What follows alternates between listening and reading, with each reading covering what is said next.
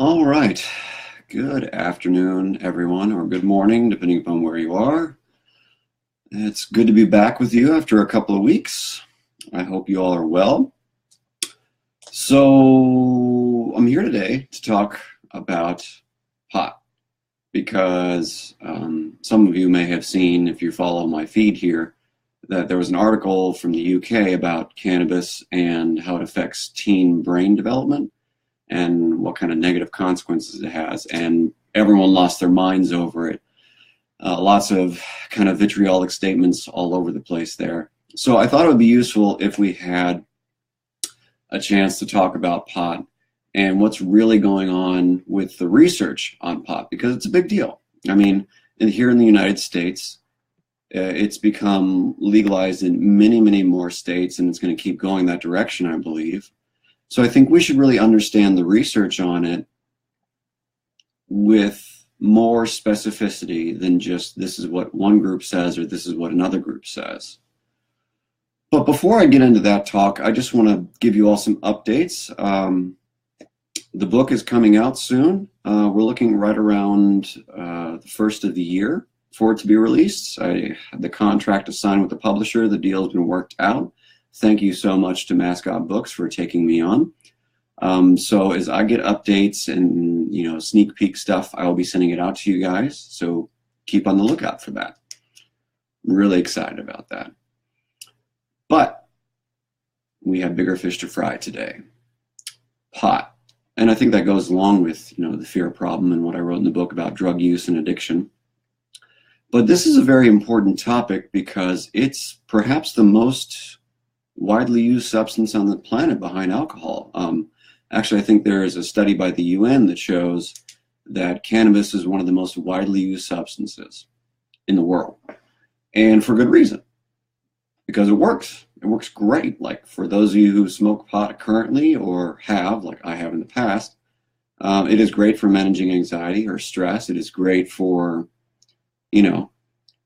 just helping us feel more calm and more relaxed and more at ease. So I can't imagine why people wouldn't want to smoke pot or do edibles or whatever, because it works. It's extremely effective, So I think there's a lot of kind of common or popular opinion about why people like it.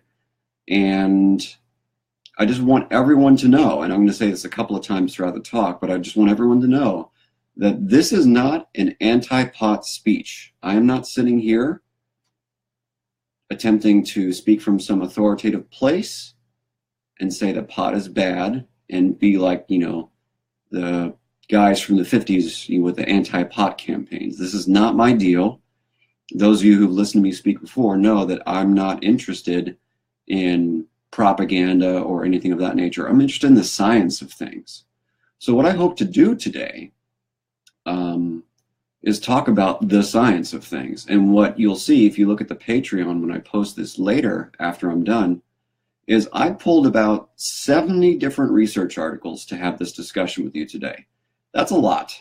That's at least a semester, if not 2 semesters worth of class at a college or a graduate school in terms of research on topics. So I'm speaking from a place of facts and not from a place of personal bias. Now, obviously, I work currently at a drug rehab, and there's no question that in terms of me as a person, as Patrick, that I think people could stand to benefit from not smoking cannabis. Just that's my personal bias, and I'm going to own that right now, because the difference between, a speech and an intellectual discussion is the owning of bias and admitting what we know and what we don't know. So right now I'm owning my bias, which is because of my circumstances and where I work and what I do for a living.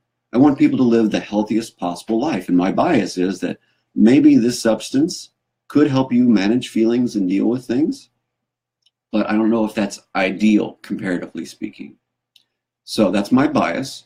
And I'm going to put that to the side now and just talk about the research, right? Because it's very important to take this topic seriously, given like the opioid epidemic. A lot of people are saying, maybe if we just get people to stop using heroin and let them smoke pot, that will help them manage their feelings, manage their cravings, help them detox, etc. And that would be great. And that could, cut down on the number of lives unnecessarily lost to heroin. And if that's the truth, that's fantastic. I mean, I would love nothing more, but I don't know if that actually solves the addiction problem in the first place. And I'll talk about that later. Another thing, and I'm going to talk about the research very generally because I'm not a physician, I'm not a medical doctor, so I will never speak as if I am, and that's not my deal. But there is a lot of research and a lot of controversy about the extent to which medical cannabis can help people with medical issues. And I'm going to speak about that briefly, but it's not my domain, and I'm not a physician, so I don't have the right to speak about the research in a more authoritative way. That's not my deal. I'm just going to go over what the research generally says. Okay? So I hope all this preamble makes sense to you all, because I want this to be totally clear and transparent that this is not some kind of propaganda, nasty 1950s Orwellian thing. I'm simply trying to talk about the research in a very reasonable way, and then you can draw conclusions based upon what the research says. And it's just that simple, because this is about you guys making your own decisions about how to deal with the research on pot, not about me telling you it's good, it's bad, this is what you should do, this is what you shouldn't do. As a therapist, I don't do that. As a consultant, I don't do that. As a friend, as a lover, I do none of those things. I don't tell people what to do. I give them ideas, I give them options, I give them facts, and then they make decisions. Same thing here. So before we get into what the research says, I want to differentiate between the two types of psychoactive chemicals in pot and in edibles and other things like that. On the one hand, we have CBD, which is cannabidiol, and the other active component is called THC, or delta-9 THC, tetrahydrocannabidiol. The most psychoactive substance in pot is typically THC. This has the most drastic impact on our anxiety response, or our sense of panic, our sense of excitement, whatever. THC is the substance that predominantly kind of mellows us out compared to CBD. Okay, so I hope that's clear, CBD versus THC. So when I go on later talking about the research, I might bring up THC versus CBD and what it's good for and what the research says, etc.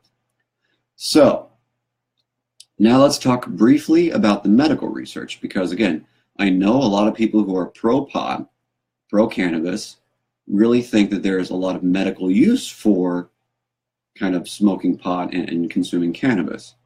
And the more legal it becomes, the more people are going to use it medicinally. So what I want to talk about specifically are, I'm going to go through about 15 studies that talk about the positive, okay, the positive benefits, the positive consequences of using predominantly CBD heavy pot as a means of managing medical issues.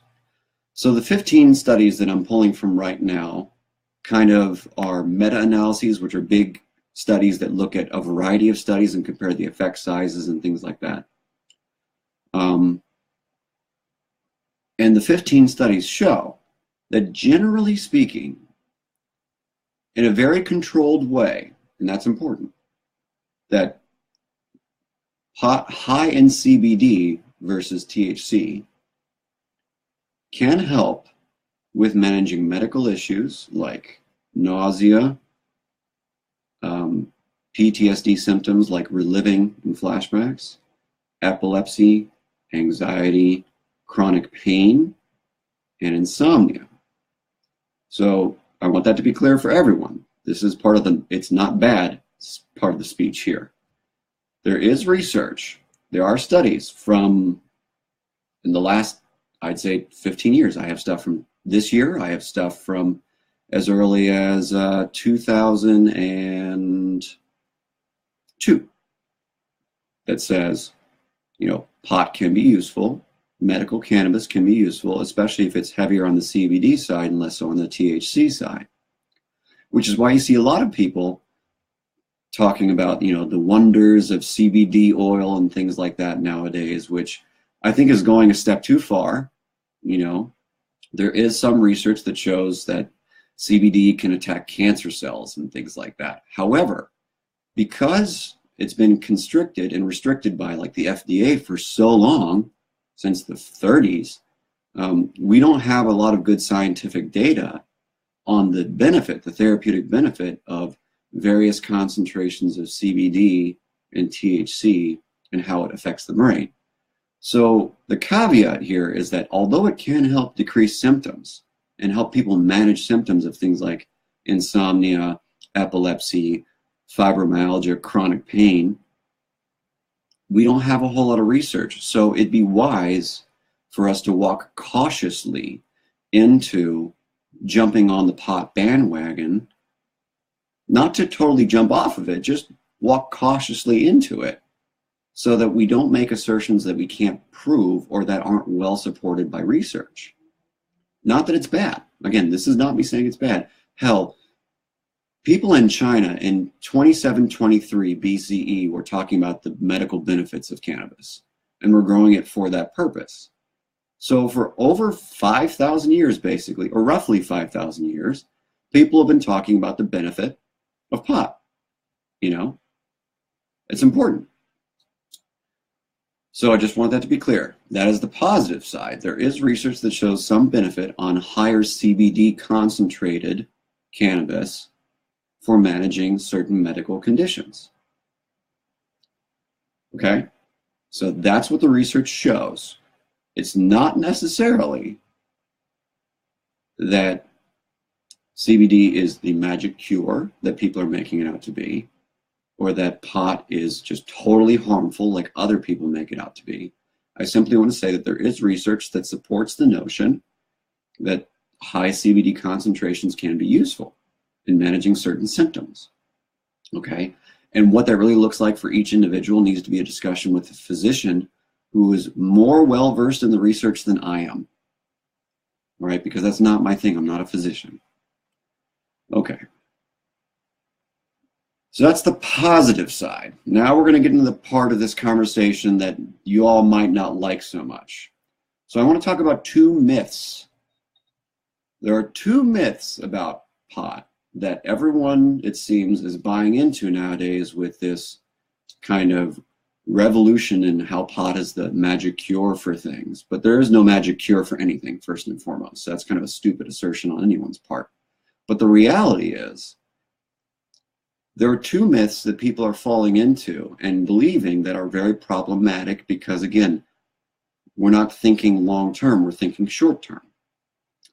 So the two myths are, one, pot is harmless, and I hear this all the time from patients, from friends, from Facebook posts, and I've seen this I don't know how many times, but pot is not harmless, and I'll talk about the research on that and what that really looks like. And the second myth that everyone keeps perpetuating because, you know, of denial and other things is that there's no addictive potential for pot. People can't be addicted to cannabis. And that's totally not true. And I'm going to talk about the research on that, and you can be the informed consumer here and make a decision and see if what I'm saying makes sense. If it doesn't make sense, so be it, fantastic. If it does, great. So let's start with the first myth, okay? And I want to describe the research first before I talk about the specifics. So to talk about this myth that pot is harmless, I'm pulling from specifically 36 studies, almost all of them done in the last 10 years. So this is not like stuff that's propaganda research from the 50s, 60s, 70s, and 80s and 90s. None of this is propaganda research. None of this is this overly controlled, only looking at people who smoke a shit ton of pot all day, every day kind of research. A lot of the studies that I'm pulling from here are studies that have control groups, are studies that have people at varying levels of cannabis use, of varying ages, and varying health trajectories. So these are a lot of very well done studies, a lot of meta-analyses, a lot of long-term studies. These are not just like, okay, someone smoked some pot and they coughed, and I'm going to write that down as part of my scientific study, okay? This is very good research. It's impossible for all of it to be propaganda. And I know that's what people commonly say, but it's just not, okay? It's just impossible for all of it to be propaganda. So here's what the research says on pot and the potential harms of pot.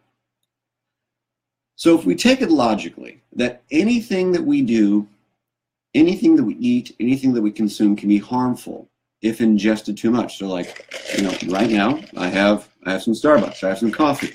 Theoretically speaking, if I were to have 30 cups of coffee today, I might have a panic attack, I might have an anxiety attack, I might even potentially have a seizure or something like that. I might, I don't know, I could have another medical issue because I take it in excess. It would probably take a lot of coffee for me to have a serious medical issue, right? And I think we can have the same general comparison for pot. Although pot is not going to have the same immediate, horrible, nasty consequence as using meth or binge drinking or heroin. It's easier to overdose and die on heroin than most substances, right? It still stands to reason that a substance we ingest can cause negative consequences, especially if it's too much. So there are a lot of questions in the research, and this is important. You should pay attention to this. There are a lot of questions in the research about cannabis and its, especially THC's, ability to harm the brain and the body, especially on the medical side of things. But in terms of the mental side of things, which is more my domain in psychology, we have a pretty straightforward, small consensus in the research. So it's a small consensus. It's not like 1,000 studies say it's true. It's like, there are some studies. There are a growing number of studies that show there are some mental health risks for consistently consuming cannabis. So first and foremost, and this is one that might ruffle some feathers, there is this growing literature showing that people who consistently smoke cannabis, especially if they start in adolescence, are at a much more increased risk for having a psychotic experience, whether it's delusions or paranoia or hallucinations, right? I don't know how many clients have told me, I don't like pot as much because I had a panic attack that one time. Or I had, a hallucination, I didn't like that. Especially if you're using the very high THC concentrates, like you see in wax and dabs and butter and shatter and in edibles, it's easier to have a psychotic experience. Another thing that the research shows us is that people who start consuming cannabis in adolescence are more likely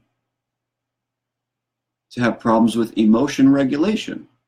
All this frontal stuff up here, responsible for thinking and planning, reasoning, exploring, making sense of things, and then stepping on our feelings whenever they're overwhelming, starts to come offline more consistently the more consistently we smoke pot, especially if we started in adolescence, which is when most of us started. I think the first time I had a joint was when I was 16. I think that's normal.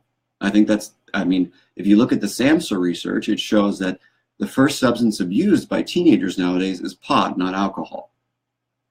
And it's the most widely used substance on the planet. So, on terms of the medical side, again, because I'm not a physician, I can't say anything with any kind of certainty. I can say this is what the research says, okay, and speak to a doctor for a clearer understanding. But it seems like the research generally shows that there is a risk of respiratory issues, breathing issues, if you consistently consume pot. And consistently means daily or weekly, kind of consistently beyond just every once in a while you have a joint. Another thing, and this is a highly debated topic, so I'm not going to say anything definitive, but there is an increased risk of smoking, an increased risk of cancer when you smoke pot, especially if you started in adolescence, even when they factor out for things like alcohol use, which is a risk of cancer, and nicotine use. So a lot of people say that the research is confounded because they're not, taking out smokers, right? Nicotine smokers. But even when you control for nicotine use, there is still an increased risk, according to the research, for cancer, according to meta-analyses. Now, how big the risk is the risk a billion times greater? No, that's not what the research says at all. For some people, for some studies, it's like 1.8 times greater or 5 times greater. It is not a billion times greater like people assume with nicotine and eating a bunch of processed foods and sugars. It's not the same. But there is an increased risk, okay? And the sad thing is most people who do smoke pot will eventually start smoking cigarettes or smoke cigarettes from time to time. So that kind of synergistically works together to increase the cancer risk as well. So just based upon these 4 potential negative consequences I've described so far from pot, which is can cause cognitive deficits and create psychotic experiences / issues with emotional regulation. And you can have an increased risk of respiratory issues like breathing issues and increased risk of cancer. These are 4 very straightforward research findings. Now, the severity, I'm not going to sit here and be all alarmist about it, but why would you want to take any risk if you didn't need to, right? Why would you want to take a risk with your health? I mean, we have one life and that's it. So why would you take the risk? So that's my argument for why pot can be harmful. So the myth is that pot is harmless. And in the 36 studies I have here, that's totally not true. The increased risk for all sorts of negative mental and physical things is there. So why take the risk? Okay. And finally, pot can't be addictive. This is the second myth. And I want you all to pay close attention, because if you're one of those pro-pot people and you're just kind of going with what blogs say and what pro-pot sources say, you're only getting one side of the coin. And it's important that we operate with intellectual honesty. We look at both sides of the coin. Okay? So what I have here in terms of this second myth, that pot is harmless and that pot does not cause addiction. Number 2, that is just not true. And let me speak to both the neuroscience side of it and the psychological side of it. Because some people differentiate between like a drug addiction, like being addicted physically or neurochemically, versus being psychologically addicted to something. Whereas like, this has served as my main coping mechanism and I can't let it go. But the two are the same thing. Our psychological and our neurochemical addiction are the same thing. They're 2 sides of the same coin. So, I hope you all take a look back at my addiction video I did a few months ago. It very simply explained what addiction is and how it starts and how it works in the brain. But here's what we know from the research, and I'm pulling from approximately 14 studies right now, just specifically on the neuroscience of pot, both in animals, lab rats, and in humans, where they talk about how and whether THC in particular, especially high dose THC, because again, the stuff that kids are smoking, the stuff that adults are smoking is upwards of 8% THC on average, whereas the crap that your parents might have smoked in the 60s and 70s was like 4% THC or less. Very, very not active. It was a decent buzz and it helped with your anxiety, but it didn't hurt anything. It wasn't very strong. But the stuff that people are smoking on average is 8 or 10%. That's very strong, comparatively speaking. And then wax, dabs, and butter is upwards of 70% THC. So no wonder people are having psychotic breaks on the stuff, right? It's so psychoactive. So in terms of the brain and in terms of, how the brain can be sensitized to be addicted, right? Because addiction is a brain disease. You look at the NIH, you look at, the Surgeon General, they all say addiction is a brain disease. There's science that supports that. So what we know from the research on both animals and humans is that people who consistently consume cannabis, especially those who started in adolescence, because it's so strong, what we know is that people can use it to cope. Just like all addictions start out as a means of coping with negative feelings, people who start using it as a means of cope start to sensitize the addiction pathway. And real simply, not to be too long-winded, but the addiction pathway basically starts with our striatum, our dopamine system, in our kind of our midbrain, and it goes upwards into our frontal areas behind our orbitofrontal cortex and other parts of our affect regulation pathway. And that same pathway, which is implicated in every addiction, heroin, meth, oxy, nicotine, whatever, is activated by cannabis. And there are people who have a cannabis addiction because it activates the same exact pathway that you see in other addicts. So a person with an alcohol addiction lights up those pathways I described, just like someone who has a cannabis addiction. It can light up the same addiction pathways. That's what the neuroscience research shows. So will everyone become a cannabis addict? No, not by any means, not by any stretch of the imagination. But the research consistently shows that smoking pot in adolescence, especially this high concentrated THC stuff, because that's the most psychoactive part of pot is THC.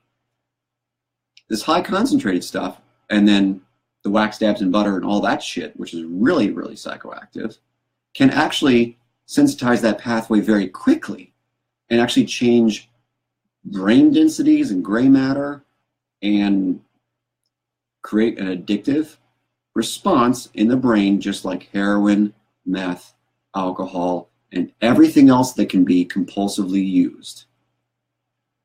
So the risk is if you start in adolescence and you're using this higher THC stuff. So the cancer patient who's 65 and smoking like high CBD, low THC is probably not going to be a pothead. It's probably not going to be a cannabis addict. But the 16-year-old that you know, maybe your niece or nephew, maybe a cousin, maybe a friend, maybe a kid that you work with in your job, who started at 14 smoking this 10+% pot, is actively changing the brain pathways responsible for addiction, especially because they're probably using it to cope with feelings. So that's what the science says. And you can believe it or not, but that's what the science says. And there are articles here that show that that's the case, that the brain science shows that. And although pot addiction probably is not going to cause the same horrible negative consequences as heroin addiction, it's going to cause some negative consequences like not being able to manage your anxiety, having worse anxiety. That's what the research shows. Having attention problems, having memory problems. You know, that's what the research shows. So we can either pay attention to the research or we can keep living on the myth. You know, so if you're 45 and you smoke a little pot now and again, and your life is good, and your relationships are good, and you're able to manage your feelings adaptively, fantastic. But if you're 14 and you're anxious and you're confused about your sexuality, or you're confused about your social status, or you're confused about whether Susie likes you, or you're not sure about your grades or what you're doing for college, or maybe your parents suck, or maybe whatever, pot is not the solution. It's not going to help. It's going to make it worse. It's going to start to sensitize your brain to the point where you will start becoming addicted to the substance, and the addiction pathway is going to grow, and your ability to use your frontal cortex to manage feelings and talk to people and feel better is going to diminish. That's a problem. So I hope that's clear. I hope these two myths are clear. And I've said pretty much all I'm going to say. Thank you all for watching. Please, if you disagree with anything I've said, if anything I've said seems hyperbolic or just anti-pot or whatever, let me know. Send me a message, give me a comment. But before you do, I challenge you to read all the research. I challenge you to read the 70 articles I have here for you that I read. I actually read 70 articles to prepare for this talk. That's a shit ton of information. This information should be useful for everyone because we all know someone who smokes pot, and we all know someone who has kids who might be smoking pot. And it's important to educate them on the potential risk. Not that pot is bad. Nothing is inherently bad. Morphine is not bad. When doctors give patients with horrible injuries morphine, that's generally a good thing. However, how it can be used and its potential for harm is important to discuss. So I'm not sitting here speaking in alarmist terms. I'm not saying, oh my God, let's end the medical marijuana or the recreational marijuana world. I'm saying we need to be very wise and intellectually honest about what we know. And we need to be very intellectually honest about what possible risks there are for using any substance, whether it's alcohol or pot, or nicotine, or heroin, or meth, or caffeine. I recommend that whatever you consume, you know what it's about, where it comes from, and what potential risks. Like going to eat at McDonald's does confer some kind of risk for health issues because it's just not the healthiest food. Hopefully I don't get sued for saying that, but it's just the truth. Like fast food is just by all means not necessarily as healthy as eating a kale salad. Not that I like kale. I think kale tastes gross, but it's typically better for you. And that's kind of the same thing here. Although pot has fewer negative consequences than most other potentially addictive substances, it still has negative consequences. And if you start in adolescence, the chance of becoming addicted to something else is very strong. And the chance of having emotion regulation problems is very strong. The chance of having memory problems is very strong. So why would you put yourself at that risk? Why would you encourage people to put themselves and their kids at that risk? Again, not that pot is bad, just that how we use it can be bad for us.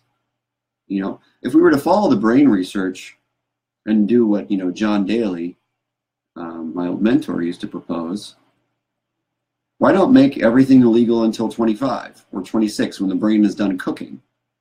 And then let people use drugs and see what happens. Maybe life would be better then, because then at least we've allowed ourselves to get past the neuroplasticity phase. But that's a different topic for a different day. So I hope all this makes sense. I look forward to your comments. I've seen some of them so far. I really appreciate you coming out. I hope this was useful. I hope it gave you something to think about. Not that I'm anti-pot, not that I'm pro-pot, just that everything we do has risks, all of it. And we should be mindful of the risk, and we should operate in an intellectually honest way about the risk. Okay? So I look forward to talking with you guys again in 2 weeks about another surprise topic. And be on the lookout for updates about my book, The Fear Problem, and how fear is getting out of control. Have a good weekend, and I'll talk to you soon.